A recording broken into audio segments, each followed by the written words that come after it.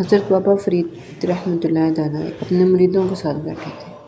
وہاں ایک قلندر آیا اور زور سے بولا، فرید یہ کیا تماشا ہے؟ انہوں نے سخت لہجے میں پوچھا، فرید یہ کیا تماشا ہے؟ آپ رحمۃ اللہ تعالیٰ علیہ نے جب ان کا یہ سوال سنا تو آپ نے نرمی سے پوچھا کہ آپ کس تماشے کی بات کر رہے ہیں؟ کیا یہ تماشا نہیں کہ تم بت کی طرح بیٹھے ہو اور لوگ تمہاری پرستش کر رہے ہیں؟ بابا فرید رحمۃ اللہ تعالیٰ علیہ نے بڑے نرمی سے متانت سے جواب دیا، میری کیا مجال کہ میں اپنی ذات میں کچھ بناؤں، جو کچھ بھی ہوں اللہ نے بنایا ہے۔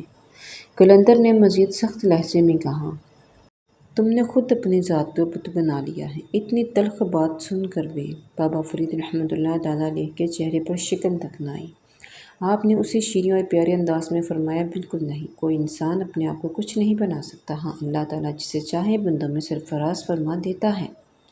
آپ رحمۃ اللہ تعالیٰ علیہ کا اس قدر صابرانہ جواب اور اس قدر تحمل، اس قدر صبر اور چہرے پر بالکل شکن کا نہ آنا، یہ اللہ والوں کی ہی تو ایک بڑی مثال ہے۔ قلندر نے جب بابا فرید رحمۃ اللہ کا یہ صبر اور اخلاق دیکھا تو حیران رہ گیا اور بولا، آپ کے صبر و تحمل پر آفرین ہے یا فرید۔